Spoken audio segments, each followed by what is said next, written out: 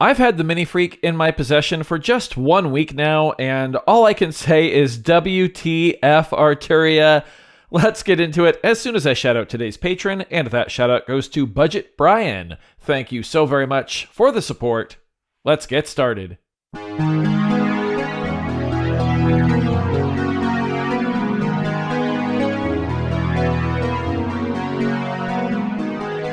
If you missed my Arturia Minifreak unboxing video from a couple days ago, let me just once again say a huge thank you to Arturia for providing this synth to me.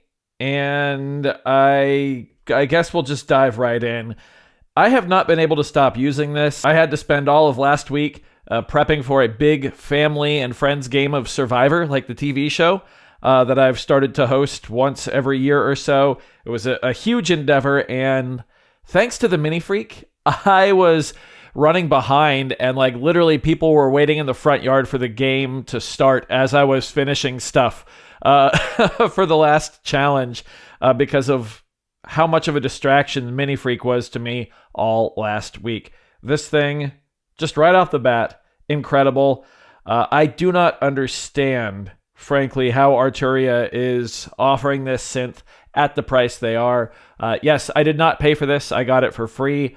However, I would easily pay $599 US, which is the asking price of the Minifreak, every time. I do not know why I waited so long to get my hands on one, for free or not. This is a mind-meltingly good synth. I've been wanting to do this for, 8 days now, which is how long I've had this thing. But I wanted to do it on camera. Oh yeah, there we go. That's how you know I'm serious. I used to keep the screen protectors on gear for way too long, but now it's off. This thing is mine. I love it. That patch you were hearing there is one that I made in the Minifreak V software a couple years ago, just called Limelight. Inspired by Rush's song Limelight. Alex Lifeson has just this super rich and luscious tone in the chorus, and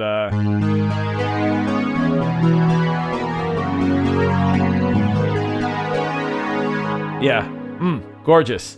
And one of the reasons it sounds so good is because the Minifreak, unlike the Microfreak, actually gives you 3 different effects. The Microfreak has none, and you can hopefully hear that chorus. Here it is without. And there it is with, yeah. Just gorgeous. I haven't been able to put this thing down. I've just been playing with it nonstop. I also went out and I bought a preset pack from Vintage Soundset.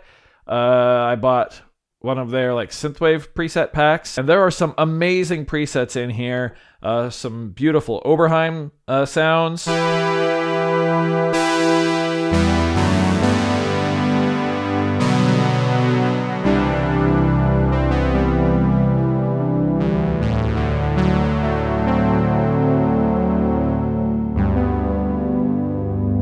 Just gorgeous.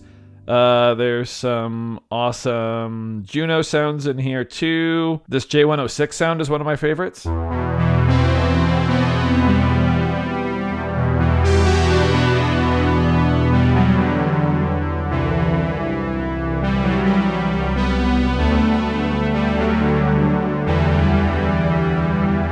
Just some incredible sounds there. That's going to be its own separate video. Just an incredible preset pack, including some sounds inspired by the synthwave band The Midnight. This is I believe it's called Dreamwaves, and it's pack number 2. Pack number 1 is actually a pack that was used by The Midnight on stage, which is pretty sweet. There's just some remarkable sounds in here.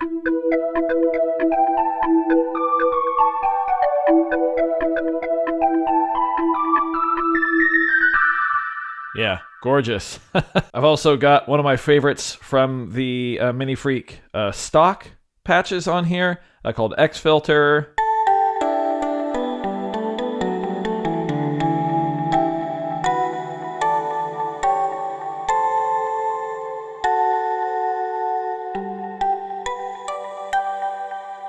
Beautiful.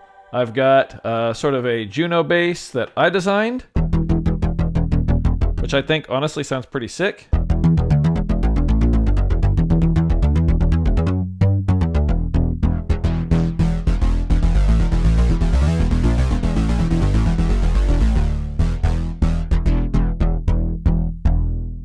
Off camera, I've actually started linking this thing up with the SP404 Mark II and putting it adjacent to my live rig, and been using it to actually write like parts into the 404. So I've got an unreleased song called You Never Knew, and the synth intro that you've probably heard me play before, programmed right into this DX7 patch from the Dreamwaves Vintage Soundset pack.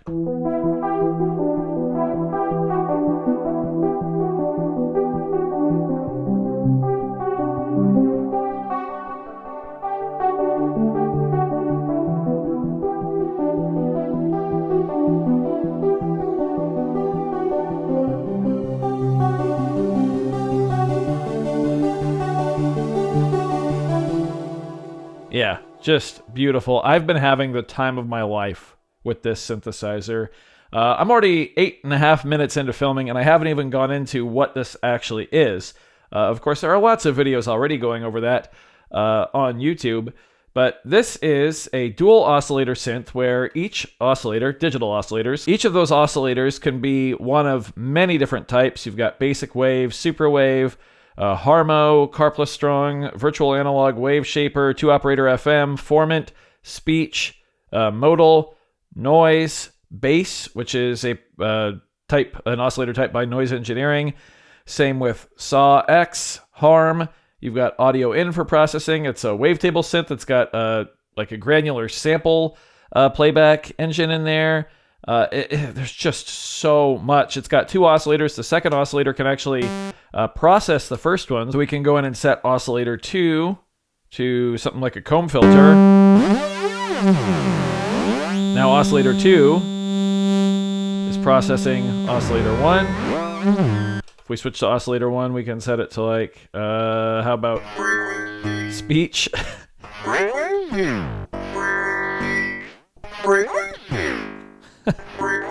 You've got an analog filter that can be low pass, band pass, or high pass with cutoff and resonance controls, as well as a direct knob for mapping the envelope to the filter, the cutoff specifically. You've got a normal ADSR over here. You've got a second envelope that is a cycling envelope that can actually act as a third LFO, because you get 2 LFOs. You've got 3 slots for digital effects, and those effects are chorus, super unison mode, phaser, flanger, delay, distortion, bit crusher, 3-band EQ, peak EQ, multi-compressor, a self-vocoder, and an external vocoder, which, yeah, if you get the vocoder edition, it comes with a mic, but they all have an audio in, so you can use the vocoder with any of them. It has a stupidly complex patch bay that allows you to route anything to anything, pretty much. You've got 3 custom buttons for custom destinations here, and there's 3 pages of those, so you actually have 9 destinations, which is just crazy. That's all per patch. It's also got a 64-step sequencer with tons of ways to mutate and adjust your sequences. It's got an arpeggiator with all the same controls. It's got 2 macros, as well as pitch bend modulation, more sequencer and arpeggiator controls. It's got 4 different voicing modes. There's monophonic, there's polyphonic, which goes up to 6 voices. There's paraphonic, which lets you go up to 12 voices. I only have 10 fingers though, so we'll see how that works.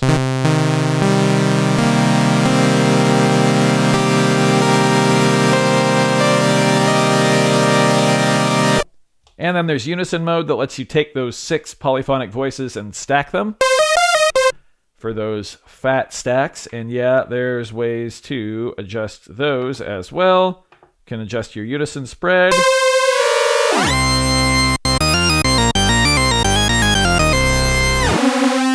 All the way down to basically no spread.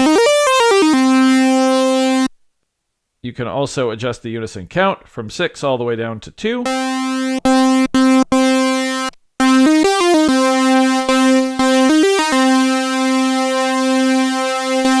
Bring in some chorus.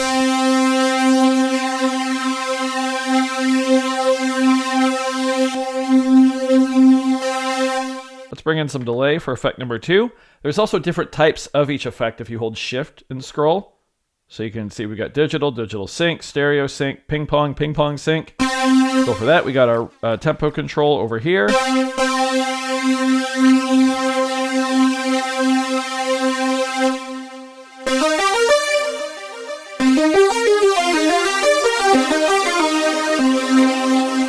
And for effect 3, we'll bring in some reverb. Let's go with a nice hall reverb.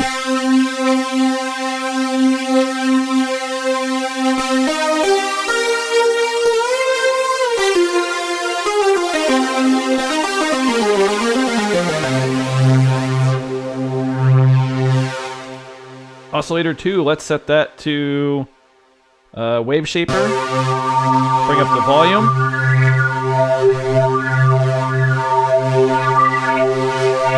Let's send an LFO to modulate the wave knob. So I just simply go LFO 1, wave, set my depth. Over here, let's sync the LFO to the tempo and drop it down to one whole step.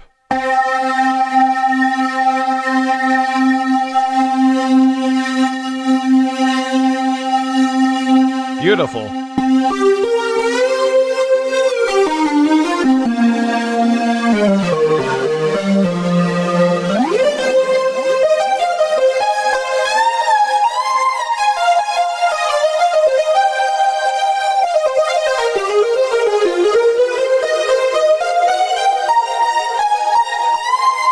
I'm not a keyboard player, so forgive the cheesiness there. But yeah, that's how easy it is to get something going. This would probably slap down low, too.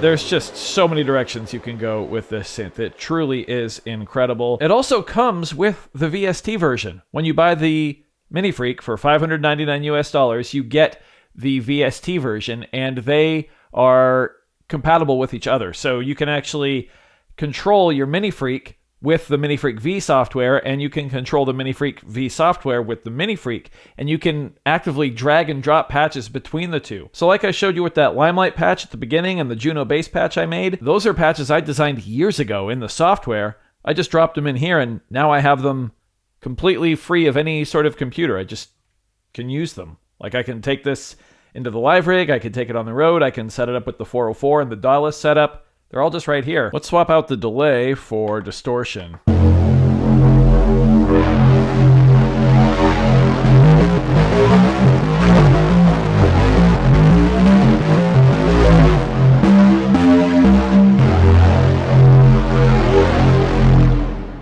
Yeah, this video was going to be more focused, but I've been filming for almost 20 minutes now, and I'm just ranting and raving about how much fun I've had with this thing. This preset Astra from the vintage Soundwaves pack I bought.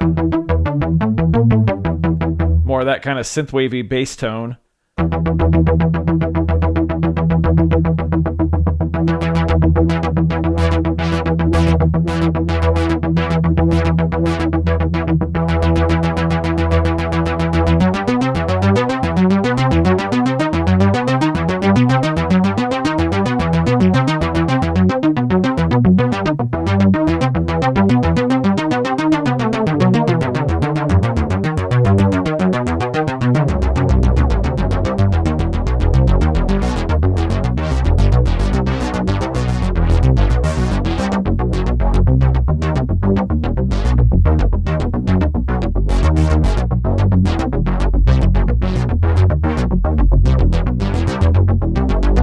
I haven't even gotten into the macros yet.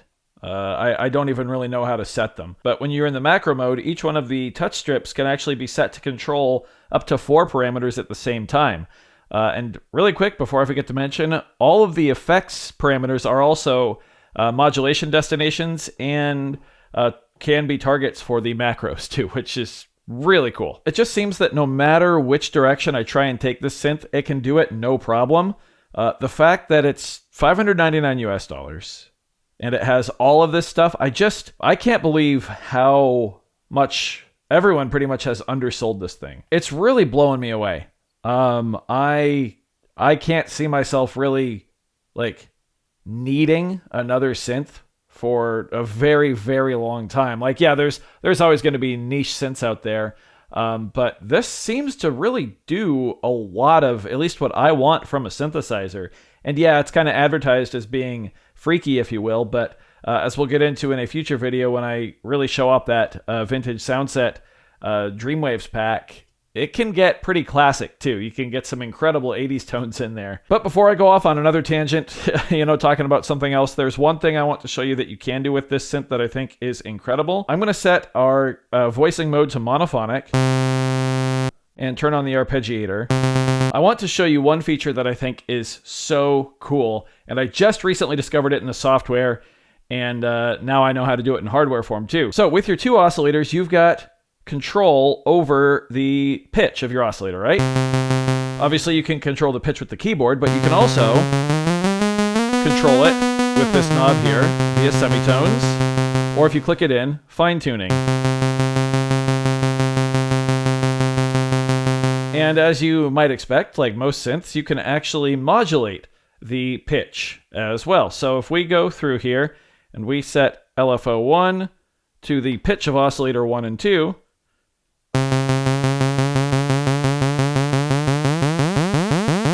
we set that depth up there, you can hear the pitch, sure enough, being modulated. Let's set our LFO wave shape to sample and hold, so random. That's cool, all right. Let's go to oscillator 2 now and set that, I don't know, car plus strong, sure, bring up the volume. Kind of all over the place, but nothing crazy, right? The cool thing I want to show you is that you can actually quantize the pitch modulation of each oscillator, and you can do it individually. So if we go sound edit, oscillator mod quantize 1. Right now it's set to continuous. We can set it to chromatic, we can set it to octaves, we can set it to fifths, or we can start picking scales: minor, major, Phrygian dominant, minor ninth, major ninth, minor pentatonic, major pentatonic. Those are the options. Let's go ahead and set it to octaves. Go to oscillator 2 and drop it out for now so you can hear what's going on. It is modulating the pitch, but the pitch is quantized to just octaves. Now fifths. Now a minor scale. All the meanwhile, the depth of the modulation is determining how far up and down the keyboard it's going to go. Now where this gets really cool is if we go in and we set the pitch quantization for the second oscillator. Let's set that one to fifths. I'm going to hold down the key to start it, and then I'm going to slowly bring in the volume of oscillator 2.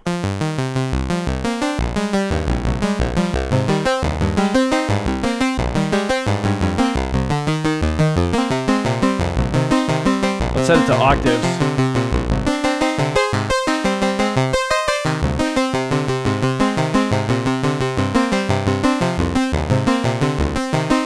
Remember, we're in monophonic mode right now, and all we have is the arpeggiator running. We could even turn that off.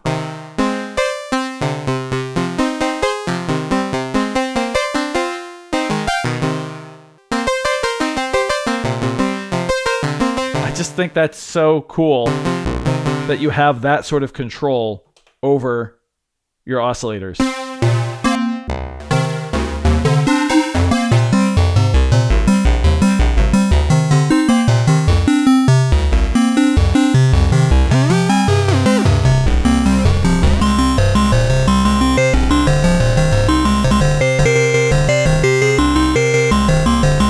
Let's bring down our modulation amount.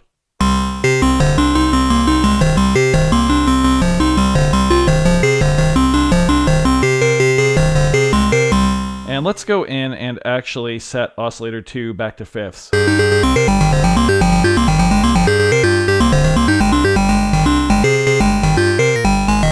If we sync them up, it's almost like a melody generator you can get out of it. Check it out if we set oscillator 2 to major and oscillator 1 to minor. We get some of that dissonance as the minor third and the major third are clashing. Kind of a cool effect.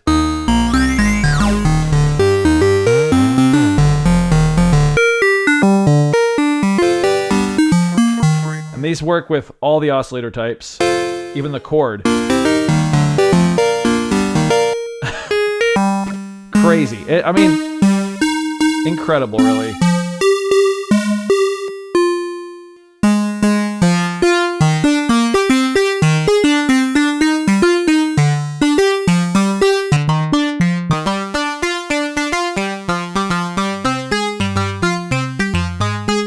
I'm going to go back in and set oscillator 2 to octaves. Bring some chorus in.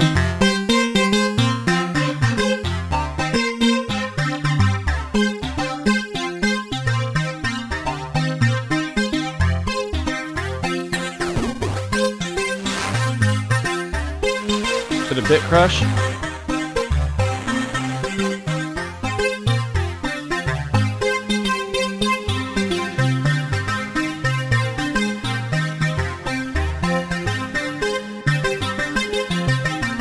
Get some spice and dice going here.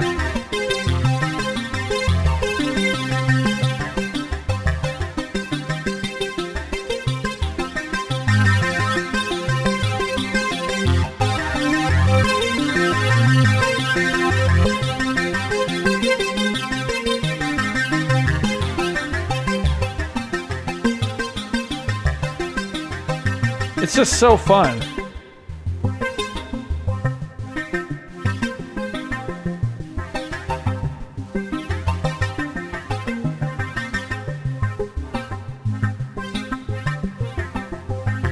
And the cool thing is that these sounds, at least in my opinion, are all usable. Like, it's not just getting crazy for crazy's sake. Like, I could easily sample that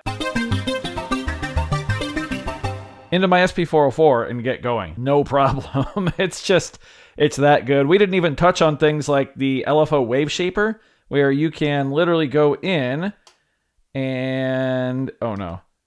Oh yeah, right here. You can actually go in and using the touch strips, if you look at the screen, you can draw your LFO shape. How crazy is that? And then you can use that LFO as a modulation source. Again, there's just so much here. I am completely blown away. I've been filming for 30 minutes. I don't think the video will be that long because a lot of it was just me getting lost in this thing and just kind of jamming and not talking. But yeah, I am beyond impressed, and I cannot wait to continue exploring this synth and bringing patches that I made in the software over here.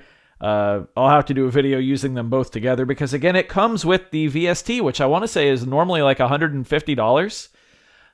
Just insane. We haven't even touched on the vocoder stuff yet. That'll have to be a different video too. I think the next video I'm going to make is going to be showing off those gorgeous synthwave sounds from that vintage sound set pack. Not a paid video or anything like that. I bought them and I love them. Yeah, I think this is a good place to leave this one. I'll just say it again. WTF Arturia, and we'll say the F stands for freak. What the freak? Anyway, that's going to do it for this one. If you did enjoy it, be sure to leave a like on it. If not, you know where that dislike button is. No problem whatsoever. Either way, be sure to hit that subscribe button, ring that notification bell. Thank you so very much for being here. Thanks for watching. We'll see you next time. Bye.